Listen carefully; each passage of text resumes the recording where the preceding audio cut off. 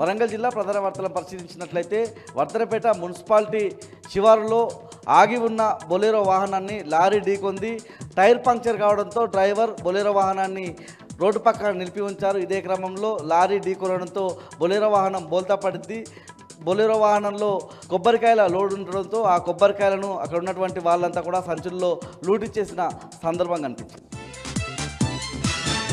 హన్మకొండ జిల్లా ప్రధాన వార్తలను పరిశీలించినట్లయితే ఎల్కతుర్తి దగ్గర జరుగుతున్నటువంటి బీఆర్ఎస్ రజతోత్సవ మహాసభ ఏర్పాట్లను మాజీ మంత్రి ఎమ్మెల్యే తలసాని శ్రీనివాస్ యాదవ్ పరిశీలించారు. తలసాని శ్రీనివాస్ యాదవ్ వెంట హన్మకొండ జిల్లా బీఆర్ఎస్ అధ్యక్షుడు, ప్రభుత్వ మాజీ చీఫ్ విప్ దాసే వినయ్ భాస్కర్, అదేవిధంగా ఎమ్మెల్యే ముఠా గోపాల్, ఎమ్మెల్సీలు తక్కలపల్లి రవీంద్రరావు, పోచంపల్లి శ్రీనివాస్ రెడ్డి, ఇతర బీఆర్ఎస్ నాయకులు పాల్గొన్నారు. ఈ సందర్భంగా మీడియా సమావేశంలో తలసాని శ్రీనివాస్ యాదవ్ మాట్లాడుతూ కుంభమేళాను తలపించే విధంగా బీఆర్ఎస్ రజతోత్సవ మహాసభ ఉంటుందని, దేశం మొత్తం చూపు బీఆర్ఎస్ రజతోత్సవ మహాసభ వైపే ఉందని ఈ సందర్భంగా తలసాని శ్రీనివాస్ యాదవ్ వ్యాఖ్యానించారు.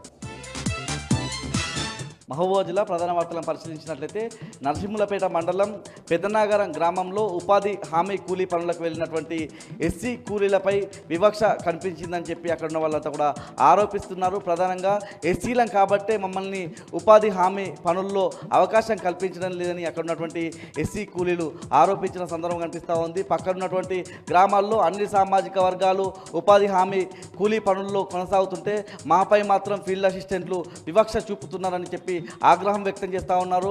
సంబంధిత అధికారులు వెంటనే ఎవరైతే ఫీల్డ్ అసిస్టెంట్లు తమను వివక్ష గురి చేశారో వాళ్ళ మీద చర్యలు తీసుకోవాలని వాళ్ళంతా డిమాండ్ చేశారు.